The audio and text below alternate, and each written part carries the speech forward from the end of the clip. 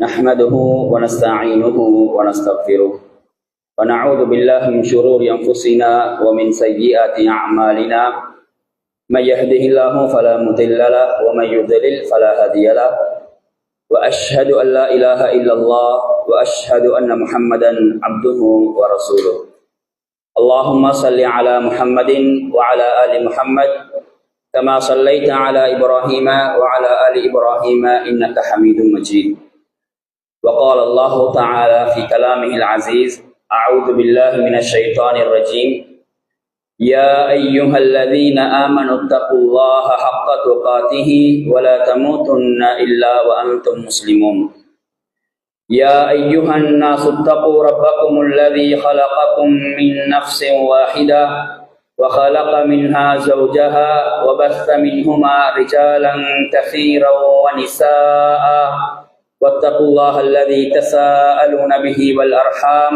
إن الله كان عليكم رقيبا يا أيها الذين آمنوا اتقوا الله وقولوا قولا سديدا يصلح لكم أعمالكم ويغفر لكم ذنوبكم ومن يطع الله ورسوله فقد فاز فوزا عظيما أما بعد فإن أصدق الحديث كلام الله وخير الهدي هدي محمد صلى الله عليه وسلم وشر الأمور محدثاتها وكل محدثة بدعة وكل بدعة ضلالة وكل ضلالة في النار. இந்த உலகத்தை படைத்து பரிபாலிக்கின்ற ரப்புல் ஆலமீன் அல்லாஹுக்கே எல்லா புகழும் அல்ஹம்துலில்லாஹ். வார்த்தைகளில் உண்மையானது அல்லாஹுடைய வார்த்தையான திருக்குர்ஆன் என்றும், வழிகாட்டல்களில் சிறந்தது பெருமானார் ஸல்லல்லாஹு அலைஹி வஸல்லம் அவர்கள் காட்டிவிட்டு சென்ற வழிகாட்டல் என்றும், விடயங்களில் மிக மோசமானது மார்க்கத்தின் பெயரில் புதிதாக உருவாக்கப்படுகின்றவைகள், மார்க்கம் என்ற பெயரில் புதிதாக உருவாக்கப்படுகின்றவைகள் அனைத்தும் வித்அத்துக்கள் அனைத்தும் வழிகேடுகள் அனைத்தும் நரகின் பால் கொண்டு சேர்க்கும் என்ற ஒவ்வொரு ஹுதுபாக்களிலும் நபிகளார் ஸல்லல்லாஹு அலைஹி வஸல்லம் அவர்கள் ஞாபகமூட்டக்கூடிய ஹதீஸை நானும் ஞாபகமூட்டியவனாக இன்றைய ஹுதுபாவை ஆரம்பம் செய்கின்றேன். அன்பார்ந்த இஸ்லாமிய உறவுகளே, அல்லாஹ்வின் நல்லடியார்களே, இன்றைக்கு மனுஷனுக்கு பணத்தை தாண்டி சல்லிய தாண்டி தேவையான ஒரு விஷயம்தான் மௌத்து வரைக்கும் சுகத்தோட வாழ்வதென்பது. நோய் இல்லாம சந்தோஷமாக ஆரோக்கியமாக வாழ்வதென்பது மனுஷனுக்கு சல்லிய தாண்டி உள்ள தேவை. சல்லி எவ்வளவுதான் இருந்தாலும், கோடிக்கணக்கில் சல்லி இருந்தாலும், நோயொன்று வந்துட்டால் யாராக இருந்தாலும் அந்த நோயால மனுஷன் யோசிக்கின்றான், நோயால மனுஷன் பாதிக்கப்படுகின்றான். நாங்கள் வாழ்க்கையில நிறைய அனுபவப்பட்டிக்கலாம். அது ஒரு பெரிய நோயாகிக்கலாம், பாரதூரமான ஒரு நோயாகிக்கலாம், அல்லது ஒரு காய்ச்சல், ஒரு தலைவலி, ஒரு பல்லு வலி, இப்படியான சின்ன ஒரு நோயாகிக்கலாம். எதுவாக இருந்தாலும் மனுஷன் நோயால பாதிக்கப்படுகின்றான். நோய் வந்தால் மனுஷனுக்கு டென்ஷன் தான். ஒரு கஷ்டம் வந்துட்டால், ஒரு நோய் வந்துட்டால் மனுஷன் எல்லாத்தையும் முட்டு போட்டு அதை பத்தி தான் யோசிச்சு கொண்டிருக்கிறது. அது சின்ன நோயாக இருந்தாலும் சரி, பெரிய நோயாக இருந்தாலும் சரி.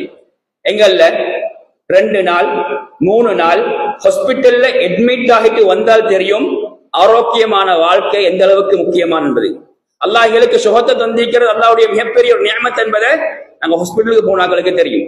ஹாஸ்பிட்டலுக்கு போனால் நோய் மட்டுமல்ல, எங்களோட ஈக்கிறாக்களுக்கும் பிரச்சனை தான். மனைவி வரணும், சாப்பாடு டைமுக்கு ஆக்கி கொண்டு வரணும், ஜொப் ஒன்று இல்லை, தொழிலொன்று இல்லை, பிள்ளைகளை பார்க்கணும், ஊட்ட பார்க்கணும், இதெல்லாம் மனுஷனுக்கு யோசனை. நோய் மட்டுமல்ல. அதனால காசை தாண்டி இன்றைக்கு மனுஷனுக்கு முதலாவது எடுக்கக்கூடிய ஒரு தேவை ஆரோக்கியமான வாழ்க்கை. இஸ்லாமிய மார்க்கத்தை பொறுத்தவரையில இஸ்லாம் எல்லா பகுதியிலும் முஸ்லிம்களுக்கு ஒவ்வொரு வழிகாட்டலை காட்டுவதா பார்க்கலாம்.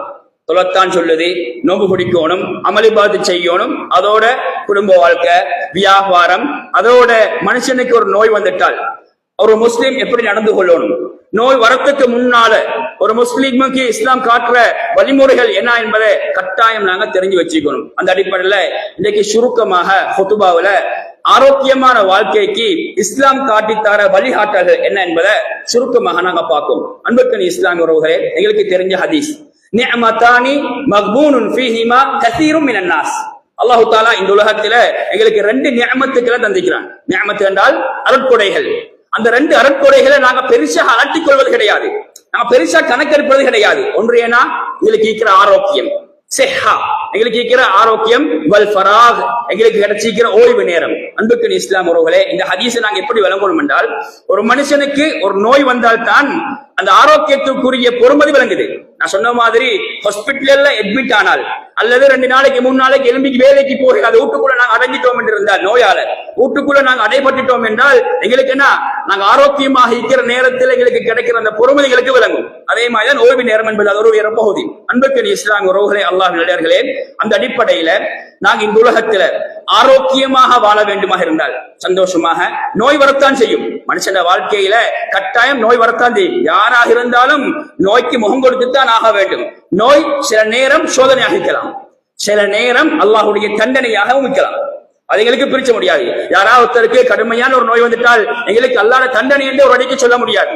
அது சோதனையாக இருக்கலாம் அல்லது தண்டனையாக இருக்கலாம். எப்படியோ நோயிலிருந்து நாங்க பாதுகாப்பு பெற்றால்தான், நோயிலிருந்து நாங்க தூரமாகி ஆரோக்கியமாக இந்த உலகத்துல வாழ்ந்தால்தான் எங்களுக்கு நிம்மதியாக வாழலாம். உதாரணத்துக்கு ஒருத்தருக்கு ஒரு நோய் வந்துட்டு, ஒரு சின்ன ஒரு நோய் வச்சுக்கோங்களேன், ஒரு நோய் வந்துட்டு சொன்னால் அவருக்கு வியாபாரம் செய்ய முடியாது, அவரோட தொழில் அவருக்கு செய்ய முடியாது, குடும்ப வாழ்க்கையை பார்க்க முடியாது. இது உலகத்தோட சம்பந்தப்பட்ட ஒரு பகுதி. 2வது முக்கியமான பகுதி என்ன, ஒழுங்கான முறையில அமல் செய்ய முடியாது, பள்ளிக்கு வரையலாது, தொலையிலாது, அமளிபாத் செய்யலாது, கடமைகளை சரியாக செய்ய முடியாம போயிருப்ப ஒரு நோய் வந்துட்டு சொன்னார். அதனால நோயால உலகத்திலும் நாங்க பாதிப்படைகிற, நோய் வந்துட்டால் உலகத்திலும் நாங்க பாதிப்படைகிற, மறுமைக்குரிய அமல்கள் செய்கின்ற விஷயத்திலும் நாங்க பாதிப்படையலாம் என்ற ஒரு பகுதியை நாங்க விளங்கிக் கொள்ள வேண்டும். அன்புக்கு இஸ்லாம் உறவுகளே, முதலாவதாக இஸ்லாம் நோயிலிருந்து பாதுகாப்பு பெறணும் என்றால் காட்டித்தார முக்கியமான ஒரு வழிமுறை தான் சுத்தம் என்பது.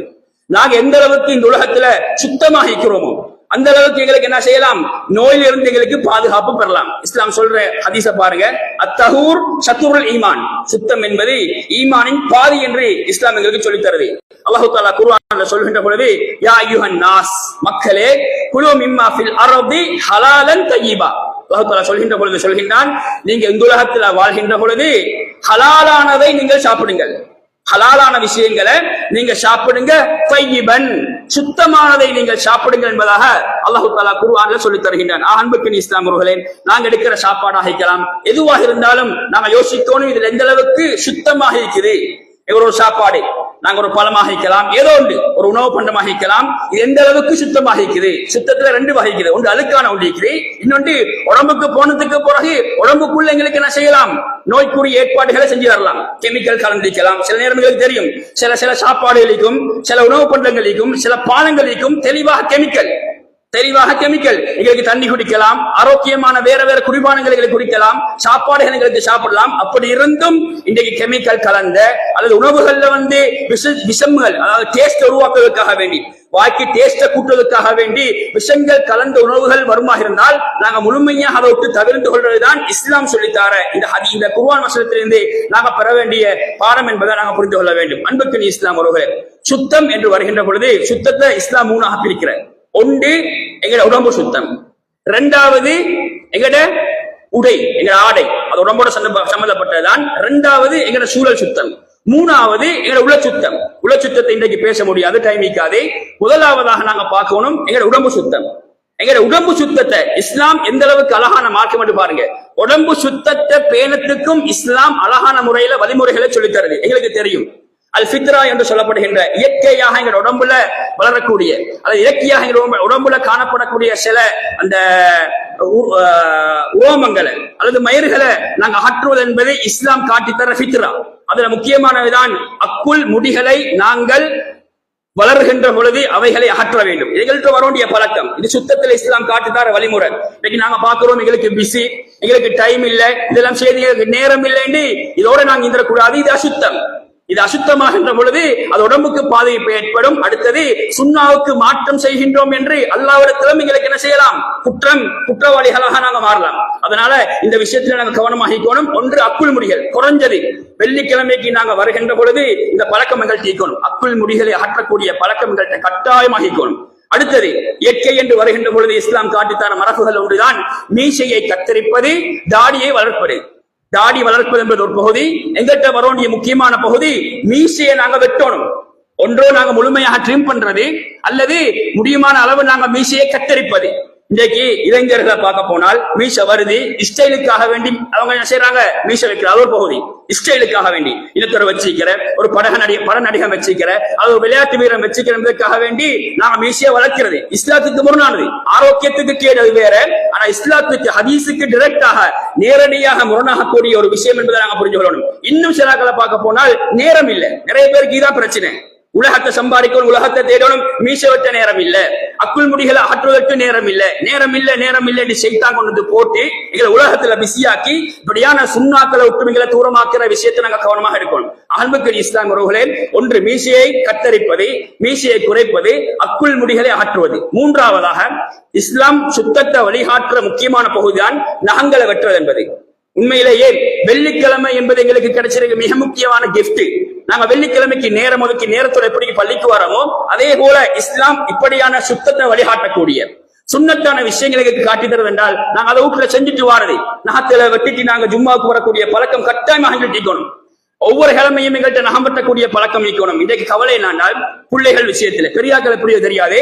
பிள்ளைகள் விஷயத்துல நாங்க ஸ்கூல் படிப்பை பாக்குறேன், பிள்ளைகள வேற வேற விஷயங்களை பார்க்கிற, வைபவங்களை பார்க்கிற, விளையாட்டு விஷயங்கள் எல்லாத்தையும் பிள்ளைகளோட சம்பந்தப்படுத்தி நாங்க பார்க்கிறோம். ஆனால் பிள்ளைகள் எந்த அளவுக்கு மார்க்கத்தை பேரி நடக்கிற சுத்தமான விஷயங்கள் எந்த அளவுக்கு பிள்ளைகள் எடுத்து நடக்கிற விஷயத்துல பெற்றோர்கள் பார்க்கறது இல்ல. பிள்ளைகளோட கையை பார்த்தோன்னு சொன்னா பாருங்க, சில நேரம் நகம் பலந்திக்கும் கிழமை கணக்கு மாச கணக்கு பிள்ளைகள் நகம் வெட்டிக்க மாட்டாங்க. பாப்பமாருக்கு பார்க்கறதுக்கு டைம் இல்லை. ஆனால் ஸ்கூல் விஷயங்கள், பரீட்சை விஷயங்கள், மாலை வகுப்புகள், இப்படி என்று உலகத்தோட சம்பந்தப்பட்ட விஷயங்கள் பார்க்கறதுக்கு நேரம் நீக்குது. மார்க்கத்தோட சம்பந்தப்பட்ட விஷயம், பிள்ளையோட சுத்தத்தோட சம்பந்தப்பட்ட விஷயம், பிள்ளைக்கு நோய் வந்துடக்கூடாது, இஸ்லாம் சொல்ற விஷயம், சுன்னா சொல்ற விஷயம் என்று இங்க எத்தனை பேர் அக்கறையோட பிள்ளைகள் இந்த மாதிரி விஷயத்தை நாங்க பார்த்தோம். ஆகவே இப்படியான விஷயங்கள் கட்டாயமாக நாங்க கவனிக்கணும். எங்களை நாங்க பார்க்கிறதோட பிள்ளைகள் நாம் வெற்றிக்கிறதா இல்லையா என்பதை கட்டாயமாக நாங்க கவனிக்கணும். அதே போலதான் அந்த சுத்தத்தை இஸ்லாம் வலுப்படுத்துறதுல முக்கியமான பகுதிதான் கட்டாயமாக குளிப்பது என்பது. எந்த அளவுக்கு என்றால் நபிகளார் ஸல்லல்லாஹு அலைஹி வஸல்லம் சொல்லிருக்காங்க, தெரிஞ்ச ஹதீஸ், குஸ்லுல் ஜும்ஆத்தி வாஜிபுன் அலா குல்லி முஹ்தலிமின். ஜும்மா தினத்தில பருவ வயதை அடைந்த ஒவ்வொருத்தரும் கட்டாயமாக குளிச்சுட்டு வரணும். குளிக்கிறதுக்கு எங்களுக்கு முடியாது, நோயாகிக்குது அல்லது பயன் செய்கிறோம் என்பது காரணங்களை தவிர்க்க முடியாத காரணங்களை தவிர நாங்க கட்டாயமாக வெள்ளிக்கிழமைக்கு வருகின்ற பொழுது கிழமையில ஒரு நாள் சரி கட்டாயமாக குளிக்க வேண்டும் என்று காட்டக்கூடிய ஒரு மார்க்கம் இஸ்லாமிய மார்க்கம். அப்படி என்ன நாங்க விளங்கக்கூடிய விஷயம்னா, இஸ்லாம் அந்த அளவுக்கு சுத்தத்தை எங்களுக்கு நிறைய வலியுறுத்துவதை நாங்கள் பார்க்கலாம். எங்களுக்கு மனைவியோட ஒன்று சேர்ந்துட்டு குளிப்பு கடமையாயிட்டால் நாங்க உடனே குளிச்சு கொள்றது, எங்களுக்கு பிஸி, நாங்க கடைக்கு போயிட்டு வாரது, நாங்க அந்த இடத்துக்கு போயிட்டு வர, இந்த இடத்துக்கு போயிட்டு வர, பயணம் போயிட்டு வரது, இன்றைக்கு குளிப்பு கடமையாக நஜீஸோட இருந்து கொண்டு நாங்க இப்படியான பிஸிகளை நாங்க இருந்துடக்கூடாது. நாங்க குளிப்பு கடமை என்றால் குளிப்பை நாங்க கடமையாக குளிச்சுட்டு அடுத்த வேலையை செய்யறது. சிலர்களுக்கு கவலை என்றால் தொழுகை பத்தி கணக்கே இல்லை, அவங்களுக்கு தொழுகை பத்தி கணக்கே இல்லை. இரவு நேரத்துல மனைவியோட ஒன்று சேர்ற சுபகும் இல்ல, தொகரும் இல்ல, அந்த நாள் பூராக அவருக்கு நேரம் கிடைக்கும் வரைக்கும் குளிக்காமிக்கிறது. இதைகள்ட்ட வரக்கூடாது. ஒன்று தொழுகையை நாங்க தொழணும், டைமுக்கு தொழணும். அந்த தொழக்கூடிய பழக்கம் இருந்தால்தான் குளிப்பு கடமையானால் குளிக்க வேண்டிய தேவைகளுக்கு வரும். அதனால தொழுகை முதலாவதாக நாங்கள் நிறைவேற்றிட்டு குளிப்பு கடமையாகிவிட்டால் கட்டாயமாக உடனே குளிக்கக்கூடிய பழக்கம் நிகழ்த்திக்கணும். இரவு நேரத்தில் எங்களுக்கு ஒன்று சேர்ந்து குளிக்க முடியாம இருந்தது சொன்னால் இஸ்லாம் என்ன சொல்லுது, புதுவெடுத்துக் கொண்டு குளிக்கும், புதுவெடுத்துட்டு சுபஹுக்கு எழும்பத்துக்கு முன்னால நீங்க சுபஹுக்கு எழும்பி நீங்க குளிங்க இஸ்லாம் சொல்லுது. ஆக இப்படியான பழக்கங்கள் சுத்தத்தை வலியுறுத்தக்கூடிய, சுன்னா காட்டி தரக்கூடிய முக்கியமான அமர்க்கள் என்பதை நாங்கள் புரிந்து கொள்ள வேண்டும். சுத்தத்தை வழிகாட்டக்கூடிய அல்லது சுத்தத்தை வலியுறுத்தக்கூடிய முக்கியமான ஒரு பகுதிதான் புது எடுப்பது என்பது. புதுவுல நாங்க நினைச்சு கொண்டிருக்கிறோம், புது என்றால் தொழுகைக்கு மட்டும்தான் கடமை நாங்க நினைச்சு கொண்டிருக்கிறோம். அப்படி இல்லை. இஸ்லாமிய மார்க்கத்தை பாருங்க, ஹதீஸ்களை பாருங்க, ரசூலுடைய வாழ்க்கையை பாருங்க. தூங்கத்துக்கு முன்னால புது எடுத்துக்கொண்டு தூங்குமாறு இஸ்லாம் சொல்லுது.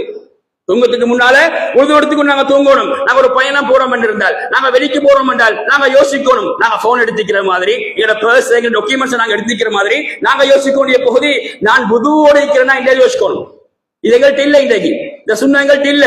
யாரெல்லாம் புது எடுத்த நிலைமையில மௌத் வருதோ, நான் கேளுங்க, புது எடுத்த நிலைமையில யாருக்கெல்லாம் மௌத் வருதோ, குர்ரன் முஹஜ்ஜலீன மின் ஆசாரில் புது, நாளை மறுமையில அவர்கள் புதுவுடைய உறுப்புகள் பலபலத்தவர்களாக மினுமினுங்கியவர்களாக அல்லாஹ் தஆலா நாளை மறுமையில எழுப்புவான். ஹதீஸ்களுக்கு தெரியும். அன்புக்குரிய இஸ்லாம் உறவுகளே, நாங்க புதுவ தொழுகைக்கு மட்டும் சுருக்கிக் கொண்டோம். அப்படிங்கிறக்கூடாது. எல்லா நேரத்திலும் எல்லா சந்தர்ப்பத்திலும் நாங்க யோசிக்கக்கூடிய பகுதி, நான் புதுவோடு இருக்கிறா இல்லையா. புது முடிஞ்சிட்டால் நாங்க பாத்ரூமுக்கு போறோம், புது முடிஞ்சிட்டதுன்னு சொன்னால் நாங்க சோம்பேறித்தனத்துல எங்களோட முகத்துல தண்ணி படக்கூடாது, கால தண்ணி படக்கூடாது என்று சோம்பேறித்தனம் காட்டக்கூடாது. இது சைத்தான வேலை.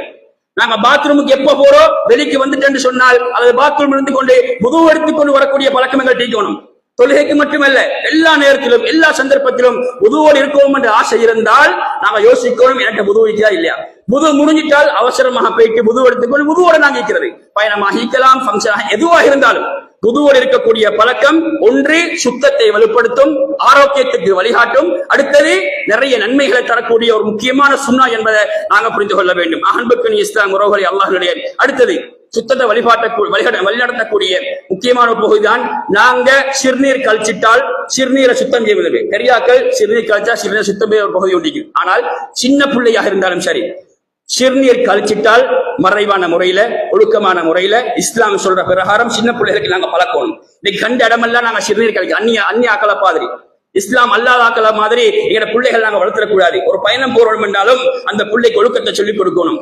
தண்ணி எடுத்துக்கொண்டு போயிட்டு சிறுநீர் கழிக்கக்கூடிய பழக்கத்தை பிள்ளைகள்கிட்ட நாங்க காட்டிக் கொடுக்கணும். ஆகவே இதெல்லாம் இஸ்லாம் இயற்கை மரபு என்று சொல்லி சுத்தத்துக்கு வழிகாட்டக்கூடிய முக்கியமான ஒரு வழிகாட்டலாக எங்களுக்கு காட்டி தருவதை நாங்கள் பார்க்கின்றோம். அன்புக்கு இஸ்லாம் உறவுகளே, அடுத்ததாக சுத்தம் ஆரோக்கியம் என்று வருகின்ற பொழுது எங்கட உடம்பு எந்த அளவுக்கு சுத்தமாக இருக்கிறதோ, இஸ்லாம் எந்த அளவுக்கு அதுகளுக்கு வலியுறுத்துதோ ஆர்வமுட்டுதோ, அதே போலதான் எங்கட ஆடை எங்கட உடுப்பு சுத்தமாக இருக்கணும், அழகாக இருக்கணும். ஆனால் அழகு என்று சொல்லி எங்களுக்கு விரும்பியதை எல்லாம் எங்களுக்கு தேர்ந்தெடுக்க முடியாது. எங்களுக்கு நினைச்ச உடுப்பை எங்களுக்கு அழகாக எங்களுக்கு எடுத்துக்கொள்ள முடியாது. நாங்க டைட்டாக உடுக்கிறது, டைட்டாக ட்ரௌசர் போடுறது, எங்களுக்கு செய்ய முடியாது. தொழுகைக்கு எங்களுக்கு பெர்ஃபெக்டான முறையில தொழ முடியாது. இப்படி எல்லாம் எங்களுக்கு அழகா தேர்ந்தெடுக்க முடியாது. இஸ்லாம் அழகா சொல்லி தருது. அந்த அழகான ஆடையை நாங்க படிச்சு அந்த முறைப்படி நாங்க என்ன செய்யணும், எங்க உடுப்பை நாங்க சாய்ஸ் பண்ணிக்கொள்ளணும், எங்க உடுப்பை நாங்க உடுக்கணும். அல்லாஹ் தஆலா குர்ஆன்ல சொல்கின்ற பொழுது, யா பனி ஆதம், ஆதமுடைய மகனே, ஹுஸு ஸீனதகும் இன்த குல்லி மஸ்ஜித், நீங்க பள்ளிக்கு வருகின்ற பொழுது, அல்லாஹ்வுடைய ஆலயத்துக்கு வருகின்ற பொழுது உங்கள சிறந்ததை நீங்க தேர்ந்தெடுத்துக் கொண்டு உடுத்துக் கொண்டு வாங்குவோம் என்பதாக அல்லாஹ் தஆலா குர்ஆன்ல சொல்லி தருவதை பார்க்கிறோம். ஆகவே நாங்க ஸ்பெஷலாக பள்ளிக்கு வருகின்ற பொழுது நாங்க அழுக்கான ஆடையோட வாரது, வேர்வையோட வாரது, அடுத்தவனுக்கு டிஸ்டர்ப் பண்ற மாதிரி தொந்தரவு கொடுக்கிற மாதிரி நாங்க வந்து தொழுட்டு போறது, இதங்கள்ட்ட வரக்கூடாது. நாங்க ஒரு ஃபங்க்ஷனுக்கு இப்படி அழகாக பெர்ஃபெக்டாக நாங்க நீட்டாக அயம் பண்ணி கொண்டு நாங்க எப்படி நாங்க உடுத்துக்கொண்டு போறோமோ அதை விட அல்லாஹ்வுக்கு முன்னுக்கு நாங்க வரணும். நாங்க எங்கள் டீச்சரை நல்ல உடுப்பு எடுத்துக்கொண்டு நாங்க பள்ளிக்கு வந்து தொழுட்டு போகக்கூடிய பழக்கம் எனட்டையும் உங்கள்கிட்டையும் கட்டாயமாக இருக்கணும். வெள்ளிக்கிழமை என்று வந்துட்டால் எங்களுக்கு என்ற ஒரு ஆடை இருக்கணும். இது வெள்ளிக்கிழமைக்கு ஸ்பெஷலாக இருக்கிற ஆடை. கல்யாண வீட்டுக்கு வேற வைபவங்களுக்கு வேற ஃபங்க்ஷனுக்கு நாங்க ஸ்பெஷலான உடுப்புகளை வச்சிருக்கிறேன். ஆனால் பள்ளிக்கு வர நேரத்துல எங்களுக்கு என்ன எங்க உடுப்பு நாங்க பாக்குறல, அதை பத்தி நாங்க யோசிக்கிறல. இதெல்லாம் இஸ்லாம் காட்டித்தர வழிமுறைகள். அன்புக்கு இஸ்லாம் உறவுகளே, மஸ்ஜிது சாதாரண இடங்கள் கிடையாது. தொழுகை என்பது அல்லாஹோட நாங்க டைரக்டாக பேசக்கூடிய ஒரு இபாதத்து. அப்ப நாங்க எங்க உடுப்பு இதெல்லாம் சரியாக இருக்குதா, அல்லாஹ் விரும்புகின்ற ஆடையாக நாங்க உடுத்திக்கிறோம் என்பதை கட்டாயமாக பார்க்கணும். அடுத்தபடியாக சுத்தத்துல இஸ்லாம் காட்டித்தார முக்கியமான ஒரு பகுதிதான் எங்க வீட்டு சூழல். எங்கட வீடு, எங்கட வீட்டுல இருக்கிற எங்கட சமையலறை, எங்கட கிச்சன், எங்கட பெட்ரூம், எங்கட வீட்டு சூழல் எந்த அளவுக்கு சுத்தமாக இருக்கிறதோ அந்த அளவுக்கு எங்களுக்கு ஆரோக்கியமாக இருக்கலாம், அந்த அளவுக்கு நோய் இல்லாத வாழ்க்கையாக எங்களுக்கு வாழலாம். இன்றைக்கு இலங்கை நாட்டுல டெங்கு போன்ற பாரதூரமான அபாயகரமான நோய்கள் பரவுவதற்கு முக்கியமான காரணம் என வீட்டு சூழல் சுத்தம் இல்லை. ஆகவே நாங்க முஸ்லீமாக இருக்கிறோம் என்றால், இஸ்லாம் தனித்துவமான மார்க்கமாக இருக்கிறால், இஸ்லாம் சுத்தத்தை நிறைய சொல்லித் தருது என்றால் நாங்க யோசிக்கணும் எங்களோட வீடு எந்த அளவுக்கு சுத்தமாக இருக்குது. அந்த அன்றைக்கு நாங்க தின்ற சாப்பாடு, எங்களோட சக்திபான, எங்களோட பீங்கான எல்லாம் நாங்க கழுவி விட்டு ராவேக்கி நாங்க அதெல்லாம் ஒழுங்கான முறையில் இஸ்லாம் சொல்ற பிரகாரம் சுத்தமான முறையில வச்சுட்டு நாங்க தூங்குற மாதிரி நாங்க யோசிக்கணும். இல்லாட்டிக்கு ராவேக்கி நார அடுத்தன்றைக்கும் கழுகாம ஊடு நாத்தம் அடிக்கிற அளவுக்கு நாங்க அசுத்தத்தோட நாங்க இன்னைக்கு வாழ்றோமா இல்லைன்னு யோசிக்கணும். இந்த விஷயத்த நாங்க போய் உடனடிக்கு நாங்க மனைவிக்கு நாங்க குத்தமாக சொல்லாம நாங்களும் முடியுமான அளவு அவங்களுக்கு ஹெல்ப்பாக இருந்து உதவியாக இருந்து இப்படியான விஷயங்கள் இஸ்லாம் சொல்லித் தருது. நாங்க ராவா எல்லா விஷயங்களையும் நாங்க சுத்தப்படுத்தி விட்டு நாங்க தூங்குவோம் என்ற ஒத்துழைப்போடு நாங்க நடந்து கொள்ளணும். இதெல்லாம் கணவன் மாட்ட வரவேண்டிய பழக்கங்கள் என்பதை நாங்க புரிந்து கொள்ள வேண்டும். அன்புக்கு இஸ்லாம் எங்க வீட்டுக்குள்ளே அழைக்கலாம், வீட்டுக்கு வெளியாக இருக்கலாம், எதுவாக இருந்தாலும் நாங்க எப்பயும் சுத்தத்தை பேணக்கூடியவராக இருக்கிறோம். இன்றைக்கு கவலை என்னென்றால் நாங்க மட்டும் சந்தோஷமாக வாழ்ந்தா போதும், நாங்க மட்டும் நிம்மதியா வாழ்ந்தா போதும், எங்கட எந்த எங்கட எந்த அழுக்கும் எங்க போனாலும் எங்களுக்கு பிரச்சனை இல்லை. இன்னைக்கு நாங்க பாக்குறோம் பொதுவான இடங்கள்ல பொதுவான ரோடுகள்ல எங்கட அழுக்குகளை நாங்க தெரியாம இரவு நேரத்துல அது ஜாமத்துல நாங்க வீசிட்டு வாரது இதெல்லாம் எங்கள்கிட்ட வரக்கூடாத பழக்கங்கள். இதெல்லாம் நல்ல பண்புகள் கிடையாது. குறிப்பாக முஸ்லிம்கள் என்ற ஆக்கள்கிட்ட வரக்கூடாத பழக்கங்கள். ஆனா இன்றைக்கு எங்கட சுயநலத்துக்காக வேண்டி எங்கட மட்டுமுள்ள சந்தோஷத்துக்காக வேண்டி நாங்க நினைச்சு கொண்டிருக்கிறோம். நாங்க மட்டும் வந்தோம், ஆனால் அதால நாங்களும் சேர்ந்துதான் பாதிக்கப்படுகின்றோம். ஆகவே எங்கட உத்தைகள் ஆகிக்கலாம், எங்களை வீட்டிலிருந்து வெளியேறக்கூடிய கழிவு நீர்கள் ஆகிக்கலாம், எதுவாக இருந்தாலும் நாங்க யோசிக்கிறோம் எந்த அளவுக்கு இதை சுத்தமாக வைக்கிறது, இதால எந்த அளவுக்கு நாங்க எங்கட சமூகம் நோயிலிருந்து தூரமாகிறது என்பதை கட்டாயமாக யோசிக்கொண்டு ஒரு பகுதி இருக்கிறோம். ஆகவே நாங்க எந்த அளவுக்கு எங்கட உடம்ப சுத்தமாக வைக்கிறதோ, எங்கட ஆடைகளை சுத்தமாக வைக்கிறதோ, அதே போல எங்கட வீட்டு சூழலை நாங்க சுத்தமாக வச்சுக் கொள்றோமோ அந்த அளவுக்கு எங்களுக்கு நோய் இல்லாத வாழ்க்கைக்கு, அந்த அளவுக்கு ஆரோக்கியமான எங்களுக்கு வாழ்க்கை கிடைக்கும். உலகத்திலும் எங்களுக்கு நிம்மதியாக இருக்கலாம், மறுமையிலும் எங்களுக்கு நன்மைகள் பெற்றுக் கொள்வதாக எங்களுக்கு மாறலாம் என்ற பகுதியை நாங்கள் கவனிக்கிறோம். இரண்டாவது பகுதி ஆரோக்கியமான வாழ்க்கையில இஸ்லாம் காட்டித்தரக்கூடிய இரண்டாவது பகுதி என்னென்றால், இஸ்லாம் காட்டித்தர மருந்துகளை நாங்க பயன்படுத்துறது. இஸ்லாம் குர்ஆனும் சுன்னாவும் எங்களுக்கு இன்றைக்கு நிறைய மருந்து வகைகளை காட்டித்தருது.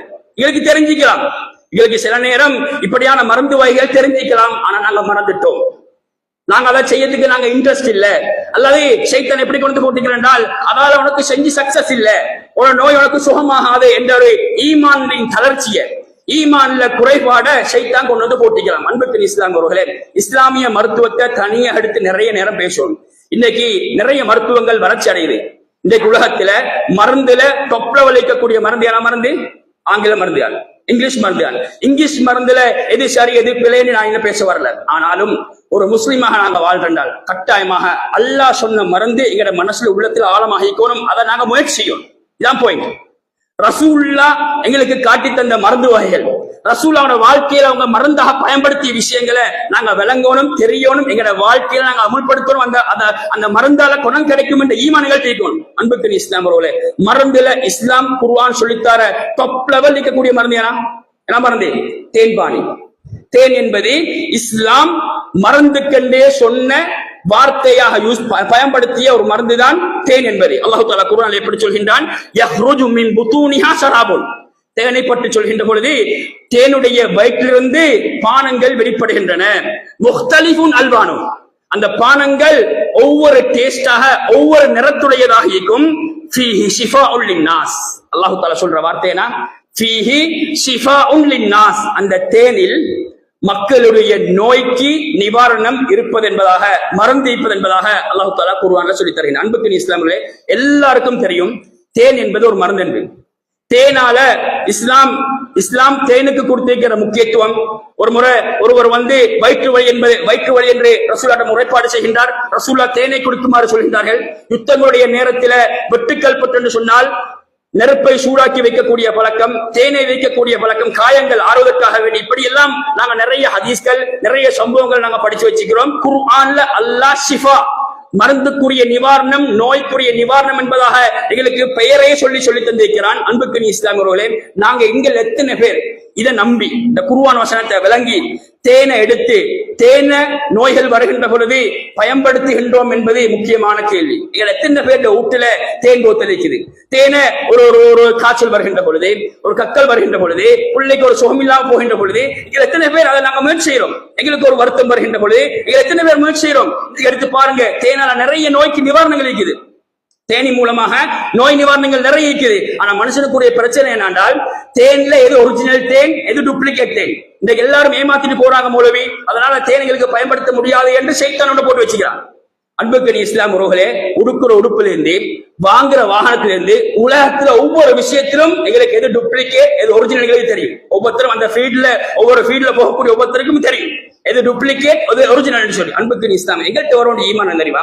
எங்கள்கிட்ட வர வேண்டிய முயற்சி என்ன தெரியுமா? தேன் என்பது அல்லாஹ் குர்ஆன்ல பெயர் சொல்லியிருக்கிற நோய் நிவாரணி.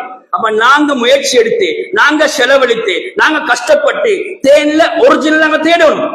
தேன்ல நாங்க என்ன செய்யணும்? எது உண்மையான தேன், கலப்படம் இல்லாத தேன் என்பதை எங்களுக்கு தேட முடியாதா? எங்களுக்கு தேட முடியும், எங்களுக்கு லேசாக தேட முடியும். அதை தேடி எடுத்து நாங்க வீட்டுல வச்சுக்கொண்டு நோய்களுக்கு நாங்க மருந்து செய்வோமாக இருந்தால் என்ன, அந்த நோய்க்குரிய நிவாரணத்தை அல்லாஹ் தஆலா நிச்சயமாக தருவான்.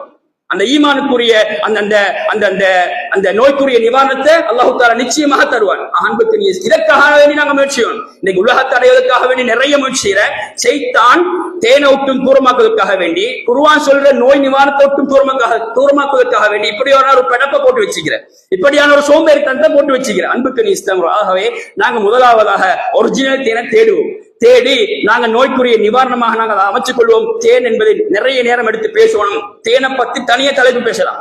தேனால இஸ்லாம் காட்டுத்தார மருந்துகள் இன்றைய காலத்துல எந்த அளவுக்கு தேனி மூலமாக மருந்துகள் கண்டுபிடிக்கப்படுகின்றன என்பதை பற்றி நிறைய நேரம் பேசலாம். அன்புக்கு இஸ்லாம் அவர்களே, எங்களை உள்ளத்தில் வைக்கக்கூடிய மனோபக்குவம், நாங்க முஸ்லீம் ஆகிக்கிறோம் என்றால், நாங்க முஃமின் ஆகிக்கிறோம் என்றால், அல்லாஹ் சொல்ற மருந்து நாங்க நோய் வருகின்ற பொழுது நாங்க பயன்படுத்துற எங்க பிள்ளைகளுக்கு கொடுக்கிற அதை அதுக்கு ஏற்ற மாதிரி லிமிட்டுக்கு ஏற்ற மாதிரி நாங்க என்ன செய்யற அந்த நோய்க்குரிய அந்த மருந்துகளை நாங்க பயன்படுத்துறதுக்கு நாங்க முயற்சி எடுக்கணும். இது முக்கியமான விஷயம். அடுத்ததாக நோய் நிவாரணம் என்று இஸ்லாம் காட்டித்தரக்கூடிய ஒரு முக்கியமான பகுதிதான் ஈச்சப்பழம்.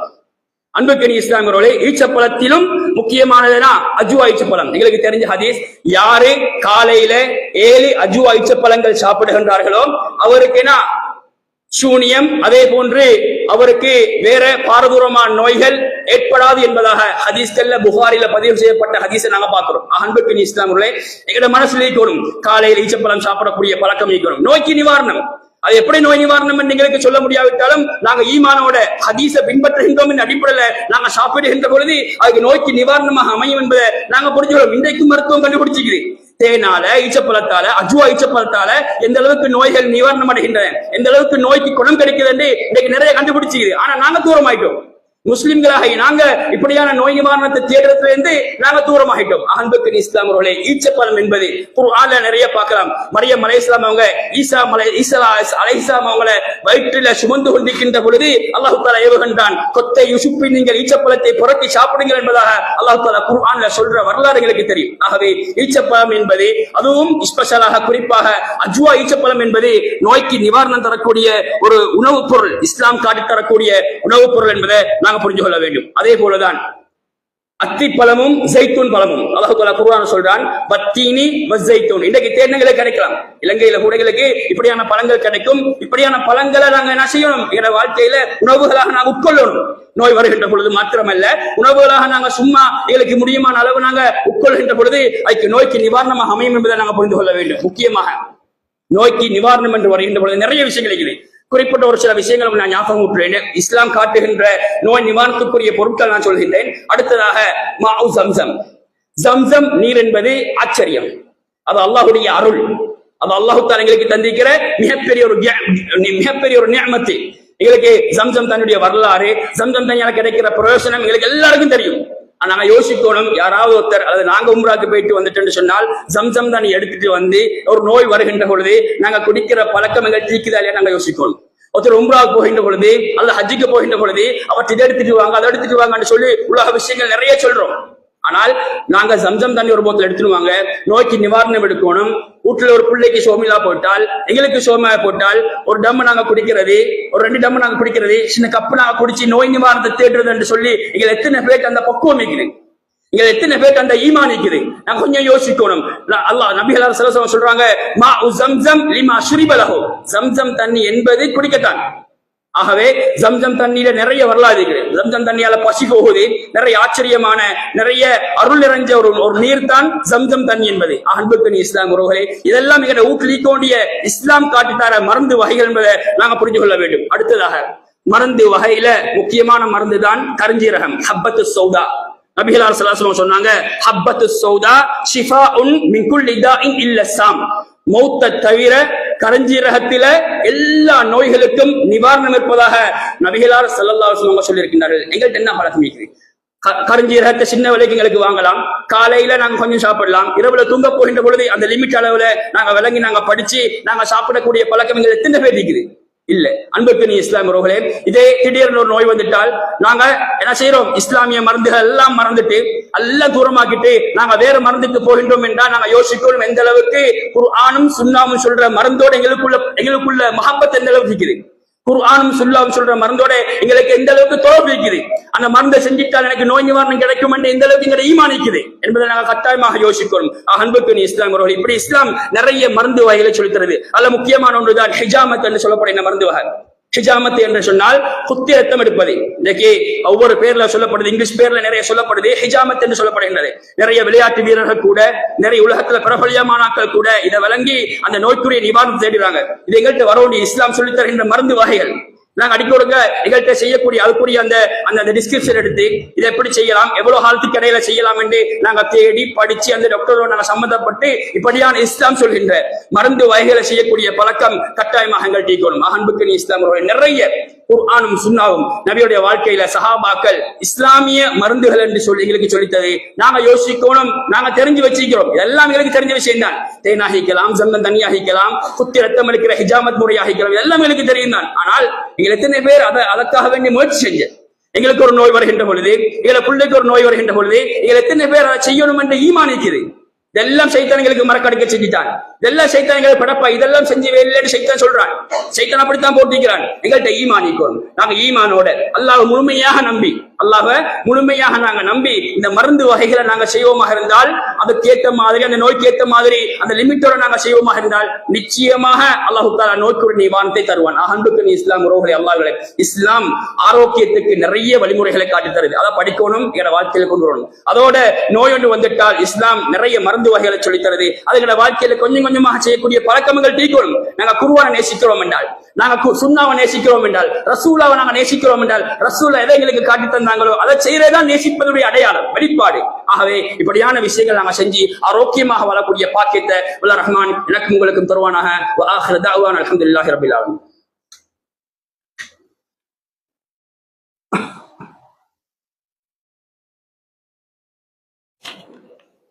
அல்ஹம்துலில்லாஹி ரப்பில் ஆலமீன். வஸ்ஸலாத்து வஸ்ஸலாமு அலா ரசூலினா முஹம்மதின் வ அலா ஆலிஹி வ ஸஹ்பிஹி அஜ்மஈன். அம்மா பஅத். அன்பார்ந்த இஸ்லாமிய உறவுகளே, அல்லாஹ்வின் நல்லடியார்களே, ஆரோக்கியத்துக்கு இஸ்லாம் காட்டுகின்ற வழிமுறைகள் என்ற தலைப்பில் முதலாவது ஹுத்பாவில் பௌதீக ரீதியாக இஸ்லாம் காட்டுதார மருந்து வகைகளை நாங்கள் பார்த்தோம். இஸ்லாத்துல இன்னொரு முக்கியமான பகுதி இருக்குது, ஆத்மீக ரீதியாக நோய்க்கு மருந்து தேடுறது என்பது. ஆத்மீக ரீதியானால் நாங்க எங்களுக்குள்ள ஓதி பார்த்து இஸ்லாம் சொன்ன குர்ஆன்ல ஹதீஸ்ல இருக்கிற திக்ருகள், குர்ஆன் வசனங்கள், இவைகளை ஓதி பார்த்து நோய்க்கு நிவாரணம் தேடுற பகுதி ஒன்று இஸ்லாத்துல நிறைய இருக்குது. சில நேரம் நாங்க தெரிஞ்சிக்கலாம், அல்லது தெரிஞ்சிருந்தாலும் சைத்தான் இதை விட்டு மிக தூரமாகிக்கலாம். அன்புக்கு இஸ்லாம்களே, ஒரு நோய் வந்துட்டால் மருந்து செய்யத்தான் வேணும். ஒரு நோய் வந்துட்டால் நாங்க எப்படியோ மருந்து செஞ்சு நோய்க்கு நிவாரணம் தேடணும். நாங்க இஸ்லாமிய மருந்தை முற்படுத்துறது, அது சக்சஸ் இல்லாட்டி நாங்க அடுத்த கட்டத்துக்கு போறது.